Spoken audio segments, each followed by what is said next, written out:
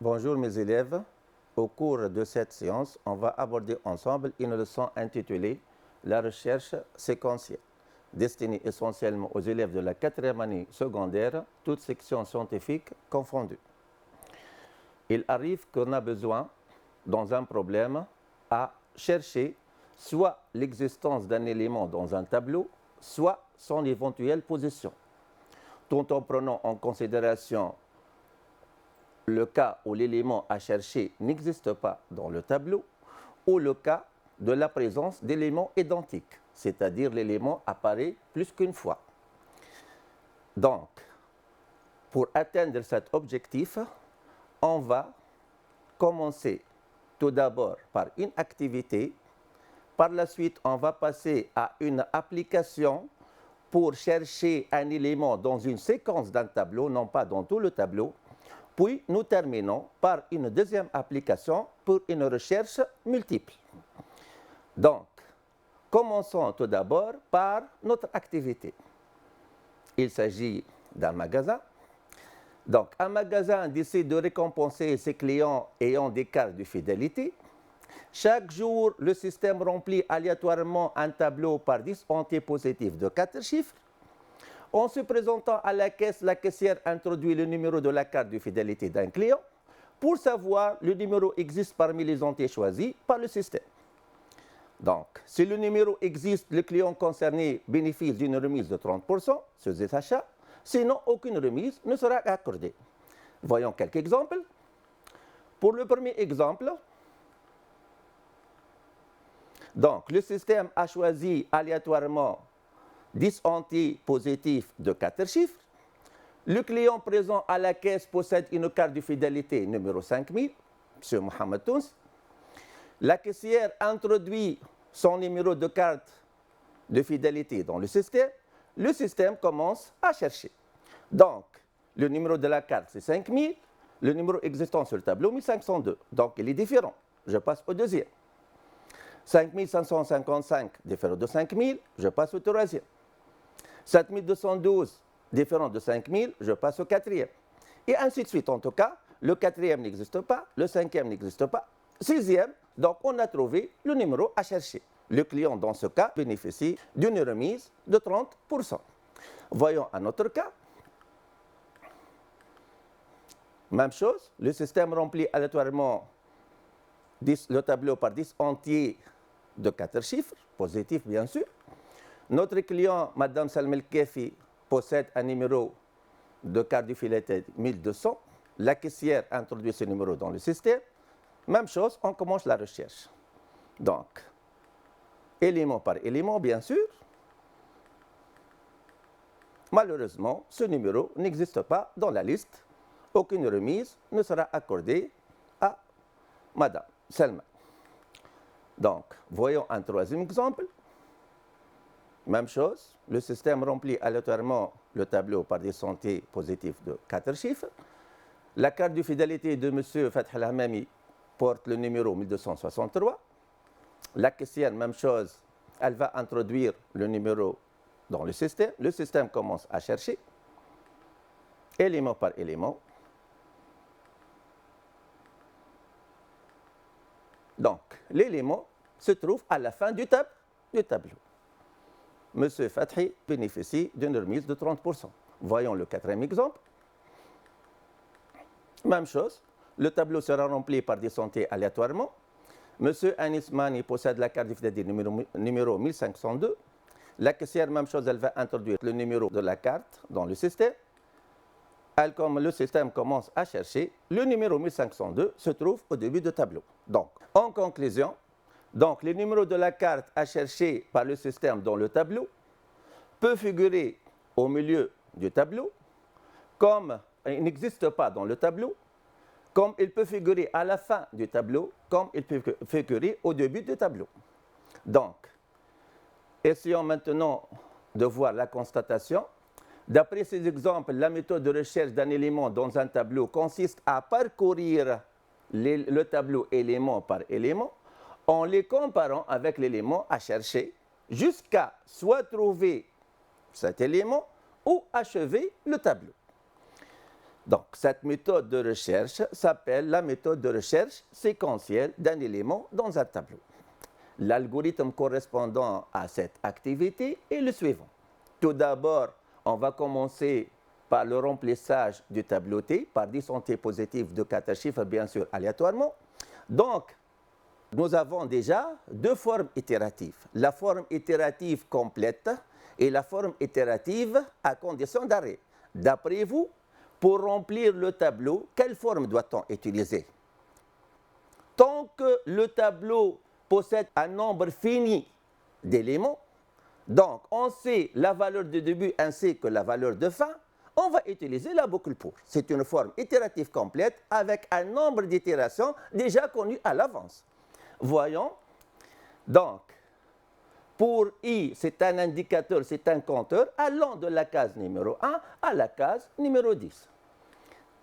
T de I reçoit aléa de 9000 plus 1000. Aléa de 9000 retourne une valeur aléatoire entre 0 et 8999. En ajoutant 1000, on aura une valeur finale, soit 1000, maximum 9999. Donc, voyons le tableau, il sera rempli directement, aléatoirement. Donc, pour I égale à 1, I égale à 2, etc. Maintenant, on va saisir le numéro de la carte de fidélité, bien sûr avec un entier positif de 4 chiffres. Donc, on va utiliser la boucle répétée jusqu'à. Il s'agit ici d'une saisie avec contrainte, selon une condition. Donc, écrire ainsi, lire ainsi, jusqu'à la condition de validation, le numéro de la carte doit être supérieur ou égal à 1000, inférieur ou égal à 9999, c'est-à-dire doit être encadré. Maintenant, on va commencer la recherche. Donc, nous avons nos données, le tableau et le numéro de la carte à chercher.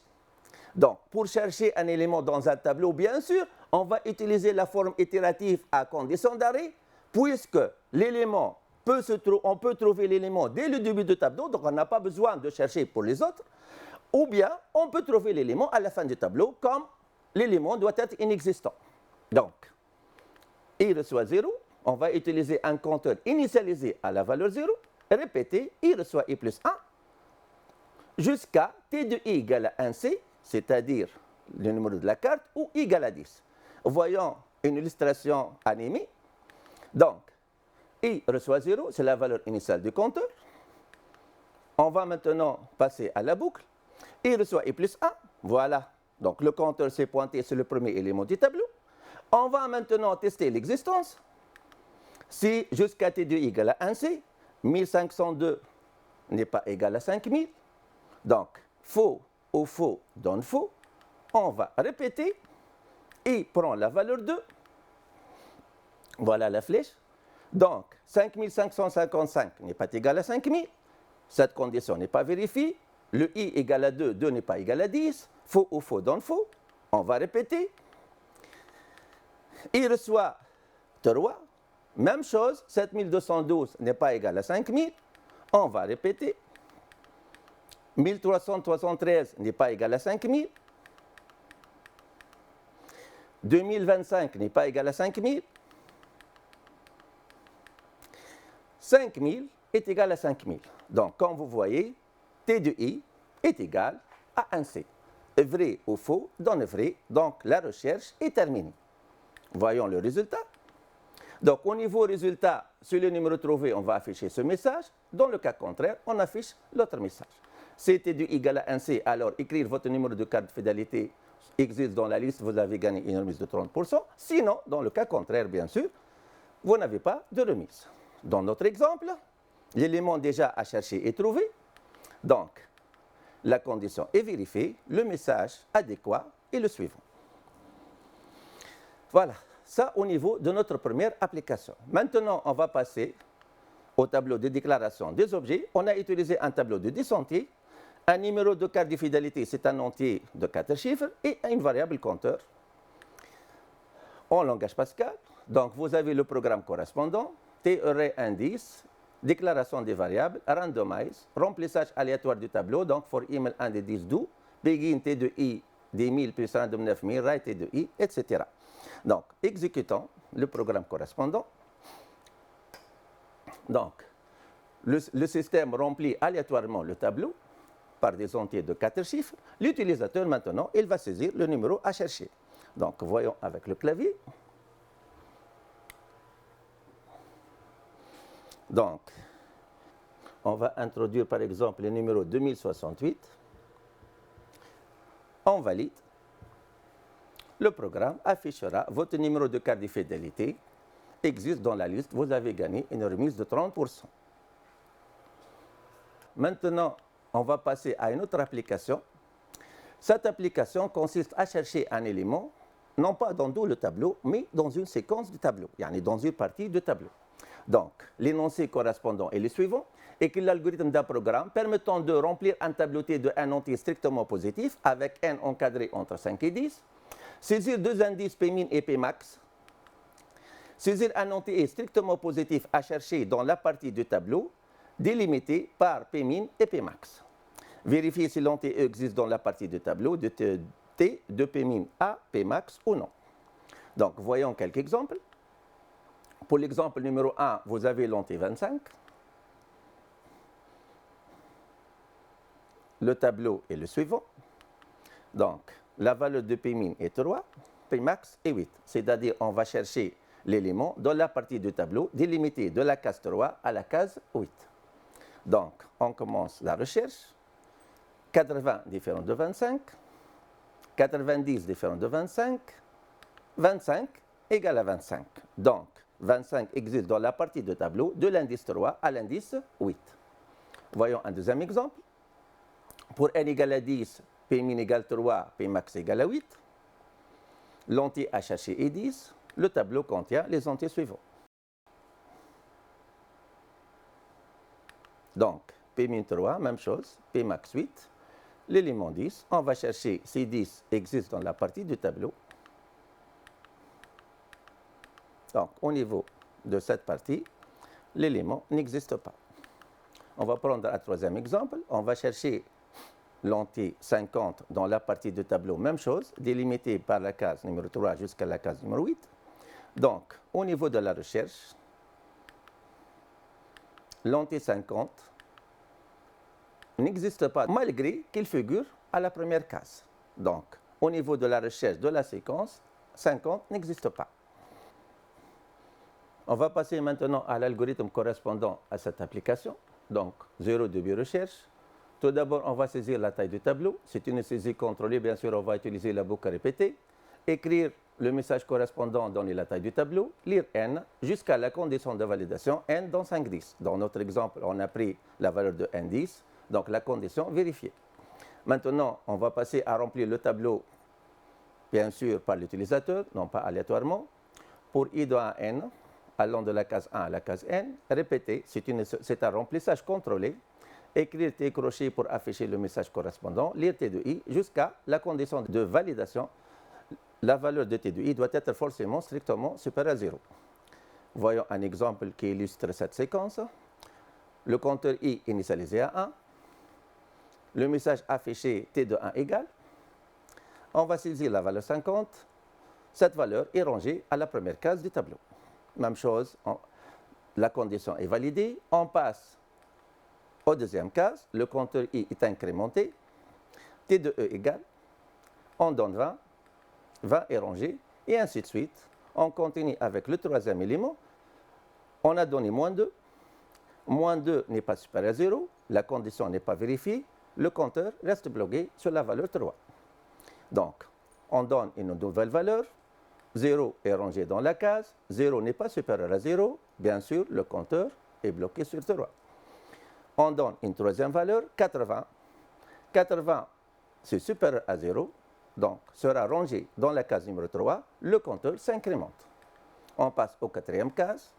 On donne 50 et ainsi de suite jusqu'au dernier case. Bien sûr, en tenant compte de la condition de validation. Voilà. Donc, 60, par la suite, 20. Maintenant, on va essayer d'introduire les bornes de l'intervalle. Écrire, lire Pmin. écrire, lire Pmax jusqu'à Pmin supérieur ou égal à 1, Pmin inférieur à Pmax et Pmax inférieur ou égal à 1. Dans notre exemple, on a pris Pmin égal à 3, Pmax égal à 8, condition vérifiée. Maintenant, avec les données existantes, on va essayer maintenant de chercher l'élément à saisir, E. Donc, dans notre cas, on va prendre E25. 25 est strictement supérieur à 0. Donc, notre tableau T est rempli déjà par 10 entiers strictement positifs. L'élément à chercher est 25. Les bornes de l'intervalle varient de 3 à 8. Donc, essayons maintenant de chercher 25. On va appliquer la séquence suivante. Tout d'abord, on va initialiser un compteur I à P-1, parce que par la suite, en incrémentant le compteur d'un pas, on va commencer par la valeur 3. Répétez, I reçoit I plus 1 jusqu'à T de I égale à E ou I égale à Pmax. Voyons l'animation correspondante. Donc, I initialisé à 2, c'est P-1. Répétez, I reçoit I plus 1. Donc, on va commencer la recherche à partir de la valeur de P-. Voilà la flèche. Donc, 80 n'est pas égal à 25. I n'est pas égal à Pmax. On refait. I égale à 4. 90 n'est pas égal à 25. 4 n'est pas égal à 8. I, on reçoit 5. 25 est égal à 25. Cette condition est vérifiée. Donc, on va maintenant afficher le résultat correspondant. Si T de I égale à E, alors écrire E existe dans la partie du tableau. Sinon, écrire I n'existe pas dans la partie du tableau. Dans notre exemple, 25 existe à la case numéro 5. Donc, le résultat affiché est 25 existe dans la partie du tableau de l'indice 3 à l'indice 8. On peut prendre le cas contraire. Si je cherche par exemple 130, 130 n'existe pas dans le tableau, donc le message à afficher 130 n'existe pas dans la partie du tableau de l'indice P-min à l'indice Pmax. Le tableau de déclaration correspondant est le suivant. Donc, nous avons utilisé un tableau de 10 entiers. N désigne la taille du tableau. I, c'est un compteur pour parcourir le tableau. P-min, borne inférieure de l'intervalle. Pmax, borne supérieure de l'intervalle. Et finalement, E contient l'entier à chercher. Voyons un exemple d'exécution. Donc, donner la taille du tableau. Par exemple, on va donner 8. On va maintenant remplir le tableau. T de 1, par exemple, 12. T de 2, je donne par exemple 78. T de 3, je donne 2. Je donne 5. 7. Si je donne par exemple 0, vous avez remarqué que le message T de 6 s'affiche de nouveau, parce que 0 n'est pas strictement supérieur à 0. Je donne par exemple 3. Je donne par exemple 5 une autre fois. Je donne par exemple 45. Donc, le tableau 12, 68, 2, 5, 7, 34, 5, 45. Si je prends P-min est égal à 78, est égal à 2. Je prends Pmax est égal à 6. Dans l'entier à chercher dans le tableau, par exemple, je donne 5. Le programme affichera 5 existe dans la partie du tableau de l'indice 2 à l'indice 6. On va passer maintenant à une deuxième application pour apprendre comment effectuer une recherche multiple. Pour cela, on a pris un bac pratique, session 2010, avec quelques modifications. L'énoncé est le suivant. Écrire l'algorithme d'un programme qui permet de remplir un tableau T de n lettres alphabétiques minuscules avec n compris entre 5 et 9, saisir une chaîne de caractères mots non vides formée de lettres minuscules de longueur inférieure ou égale à 7. Vérifier si on peut former cette chaîne de caractères à partir des caractères du tableau dans le cas où on peut la former. Le programme affichera les indices respectifs des caractères du mot dans le tableau T qui compose la chaîne de caractères mot. Sinon, on affichera, on ne peut pas former la chaîne de caractères à partir des caractères du mot. Voyons tout d'abord un premier exemple. Supposons qu'on a saisi les lettres suivantes. Le mot à chercher est admis. Donc, on va commencer par chercher la première lettre. Si la lettre se trouve, on va indiquer son indice. Par la suite, on va effectuer une deuxième recherche avec la lettre D.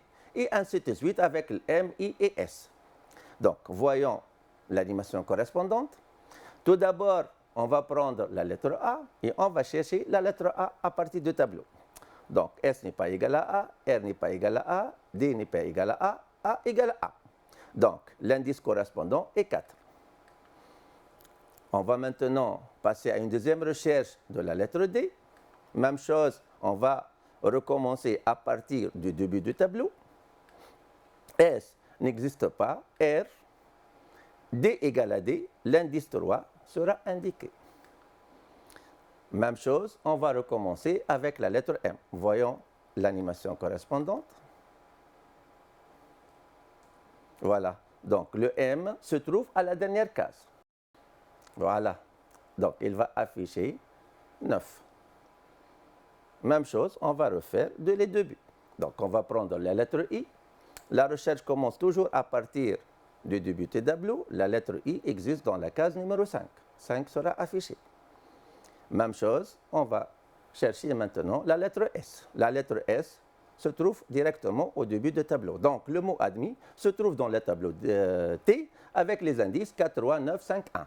Si, par exemple, la lettre se répète, toujours, on gardera le premier indice. Voilà, les indices de caractère du mot admis dans le tableau T sont 4, 3, 9, 5, 1. Voyons un autre exemple. Si je prends, par exemple, le tableau suivant, le mot à chercher, c'est le mot bac. On va commencer la recherche à partir de la lettre B. On va chercher B. Donc, comme vous voyez, B n'existe pas dans le tableau. Voilà. Donc, le message à afficher est le suivant. On ne peut pas former la chaîne de caractères à partir de caractères du tableau T. Voyons maintenant l'exemple numéro 3. On va chercher le mot. Le tableau T contient les lettres suivantes, bien sûr. On va chercher le mot lauréat. Donc, on commence par la lettre L. La lettre L, comme vous voyez, se trouve à la troisième case du tableau. Donc, il affiche 3. Maintenant, on va passer à la deuxième lettre. C'est la lettre A. Même chose, la recherche commence toujours à partir du premier élément. A existe dans le deuxième élément du tableau. Donc, le système affiche 2. Maintenant, on va passer à la troisième lettre. Donc, le U existe à la septième case. On passe maintenant à la lettre R. R se trouve à la quatrième case. Passons maintenant à la lettre E. La lettre E se trouve à la première case. On va passer maintenant à la lettre A. Donc la lettre A se trouve dans le tableau 2 fois. On garde le premier indice. Maintenant, on va passer à la lettre T.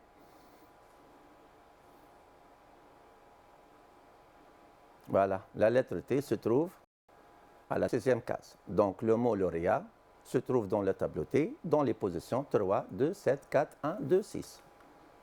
Les indices de caractère du mot lauréat dans le tableau se trouvent dans les cases correspondantes. Maintenant, voyons ensemble l'algorithme correspondant.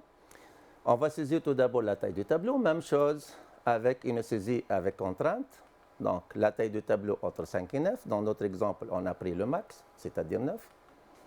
On va remplir le tableau maintenant par des lettres alphabétiques minuscules. On va essayer de remplir le tableau avec une saisie contrôlée. On a vu ça dans l'exemple numéro 2. Donc, pour I, on va faire répéter, écrire T de I, lire T de I jusqu'à T de I dans AZ. Donc, on commence avec la valeur 1. On va saisir le premier élément, T de 1 égale à S, S va s'arranger à la première case. Passons maintenant au deuxième case. T de 2 égale R sera rangé à la deuxième case. T de 3 égale, par exemple, j'ai donné la lettre D. D majuscule n'existe pas dans l'intervalle à Z minuscule, puisque la lettre D n'a pas le même code ASCII que les lettres minuscules. Donc, la condition n'est pas vérifiée, on va essayer une autre fois. On a donné maintenant D minuscule se trouve dans l'intervalle. Donc, la valeur est validée. Et on va continuer de la même chose avec T de 4.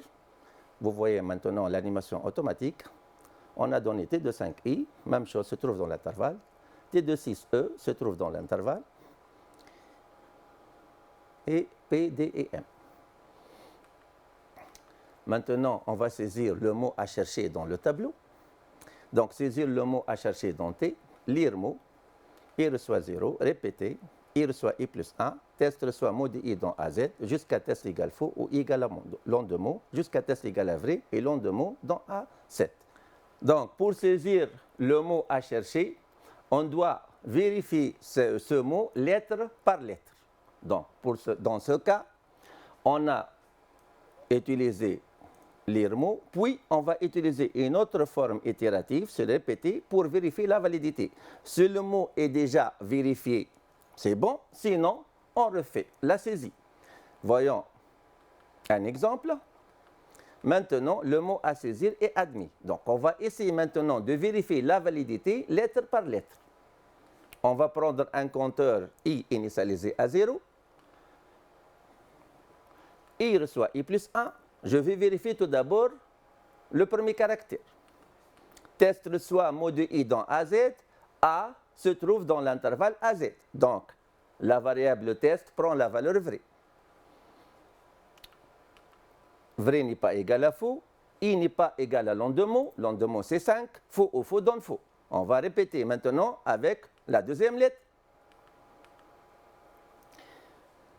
I reçoit I plus 1, c'est 2. Test reçoit mot de I dans AZ. D se trouve dans l'intervalle. Test reçoit vrai. Donc, I n'est pas égal à long de mot. On va passer au troisième. M se trouve dans l'intervalle AZ. Voilà, l'animation maintenant est automatique. Le I se trouve dans l'intervalle AZ. Le S se trouve dans l'intervalle AZ. Donc, la valeur finale de la variable test est égale à vrai. Et vrai égale à vrai, ça donne vrai. Donc, le mot à saisir est déjà valide. Voilà. Maintenant, on va chercher la présence du mot admis dans le tableau déjà rempli. Donc, même chose, ici, on va effectuer une recherche multiple, c'est-à-dire que signifie le mot multiple. On va chercher la lettre A, par la suite, on va chercher la lettre D, et ainsi de suite, jusqu'à terminer le mot. Voyons la séquence correspondante. On va prendre un compteur I initialisé à 0 pour parcourir le mot, une variable R qui désigne le résultat final, répéter, I reçoit I plus 1, c'est-à-dire on va pointer, et une variable J, c'est une variable compteur, pour parcourir le tableau, c'est-à-dire pour chercher la lettre. Donc, J reçoit J plus 1, existe reçoit mot de I égale à T de J, jusqu'à existe égale à vrai, ou J égale à N. Si existe égale à vrai, on va convertir l'indice en chaîne, puis on remplit la chaîne. Fin si, jusqu'à existe égale faux ou égale en deux mots. Voyons maintenant l'animation correspondante. I reçoit 0, donc notre compteur I initialisé à 0. Répéter, le premier répété, c'est pour parcourir le mot. Deuxième répété, pour la recherche. Donc, la chaîne initialisée à vide. I reçoit I plus 1, donc on se pointe sur la lettre A. Maintenant, on va chercher la lettre A dans le tableau T. Pour chercher la lettre, on a besoin d'un autre compteur. Le compteur qu'on va initialiser, le J, initialisé à 0. Maintenant, on va commencer la recherche à partir de la première case jusqu'à trouver l'élément ou achever le tableau. Donc, J reçoit J plus 1. Existe reçoit mot de I égale à mot de J. Est-ce que S égale à A? Bien sûr que non. Donc, existe reçoit faux. Existe n'est pas égal à vrai. J n'est pas égal à N. On refait. J reçoit 2. R n'est pas égal à A. Existe reçoit mot de I égale à mot de J. Donc, R n'est pas égal à A. Existe reçoit faux. La condition n'est pas vérifiée. La condition n'est pas vérifiée. On refait avec le troisième élément. T existe soit mot de I égale à mot de J. Donc, mot de 3, c'est D. D n'est pas égal à A. Existe soit faux. On refait. J reçoit 4. T de 4 égale à A. La lettre à chercher est A. Voyons maintenant. Existe reçoit la valeur vraie. Existe égale à vrai. Donc, l'élément déjà est trouvé.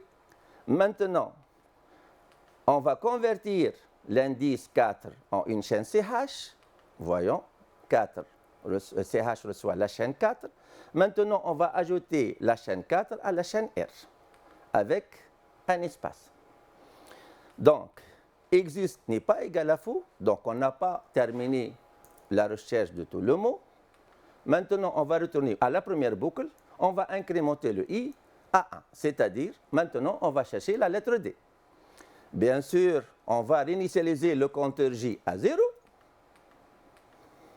Et on commence la recherche à partir du premier élément du tableau. Donc, J reçoit J plus 1. S n'est pas égal à D. Existe égal à faux. J n'est pas égal à N. On incrémente le J. On passe à R. R n'est pas égal à D. Même chose. Existe. Garde toujours la valeur faux. 2 n'est pas égal à 9. On incrémente le J. T de 3 est égal à D. La lettre à chercher est D. Voyons maintenant. Existe reçoit mot de I, c'est D égale à D. Donc, existe reçoit la valeur vraie. Donc, on va maintenant convertir l'indice correspondant en une chaîne CH. Voyons, la valeur de CH va être modifiée. On va ajouter la nouvelle valeur de CH à l'ancienne valeur de R. Donc, R devient 4 espaces 3 espaces. Par la suite, on va passer. Existe n'est pas égal à faux, existe égal à vrai, vrai n'est pas égal à faux. Donc, on va essayer maintenant de chercher la troisième lettre. Donc, le compteur I s'incrémente à 3, on passe à la lettre M. Voilà. Donc, on commence par le S n'est pas égal à M. R n'est pas égal à M. D n'est pas égal à M. On va continuer jusqu'au dernier élément. Donc, le I n'est pas égal à M. Le E n'est pas égal à M. P n'est pas égal à M. D n'est pas égal à M. M est égal à M. Donc, M est trouvé à la case numéro 9. Existe soit la valeur vraie. L'indice, donc, est 9 et converti en chaîne. On l'a ajouté à la variable R. On refait maintenant avec la lettre I. Donc, le I se trouve à la cinquième case, comme vous allez voir par la suite. Donc, le R n'est pas égal à I. Le D n'est pas égal à I. A n'est pas égal à I.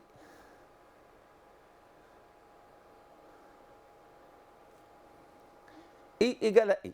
Donc, I se trouve dans le tableau T à la case numéro 5. 5 est converti en chaîne, on l'ajoute. Maintenant, on va passer à la dernière lettre S. S se trouve à la première case. Donc, dans notre exemple, le mot admis se trouve à la case numéro 4, 3, 9 et 1. On va afficher le résultat correspondant. Dans le cas où le mot se trouve dans le tableau, on affichera le message indiquant les indices correspondants. Sinon, on va afficher le message, le mot ne se trouve pas dans le tableau. Dans notre exemple, tout d'abord, comme vous avez remarqué, la chaîne R se termine par un espace. Donc, on doit effacer le dernier espace. Par la suite, on va poser la condition suivante. Si la valeur de existe, la valeur finale de existe égale à vrai, on va afficher le message. Les indices de caractère du mot se trouvent dans le tableau T. Sinon, on va afficher le message. On ne peut pas former la chaîne. Dans notre exemple, la chaîne R contient 4 espaces 3, 9 espaces, 5 espaces, 1 espace. On va supprimer le dernier espace. Donc, la valeur finale de R est le suivant. Maintenant, la valeur d'existe est égale à vrai. Le message à afficher, les indices des caractères du mot admis dans le tableau T sont 4, 3, 9, 5, 1. On va passer maintenant à l'exécution du programme Pascal correspondant. Donc, donner la taille du tableau T.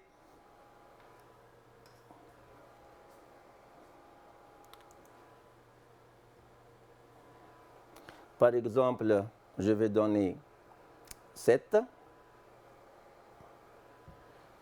On va maintenant remplir le tableau par des lettres alphabétiques minuscules. Par exemple, la lettre D, la lettre H, la lettre A, la lettre M, la lettre I, et enfin la lettre Q, et enfin la lettre S. Saisir le mot à chercher dans le tableau T. Par exemple, je donne le mot admis.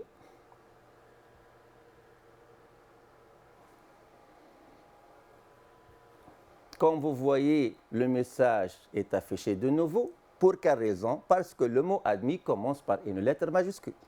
Donc, n'est pas formé uniquement par des lettres minuscules. On va essayer avec un autre exemple. Si je donne par exemple le mot admis en minuscule, le programme affichera les indices du caractère de mot admis se trouvent dans le tableau T dans les cases 3, 1, 4, 5 et 7. Notre séance est à présent prend fin. J'espère que cette séance vous a été intéressante et bénéfique. Je vous remercie.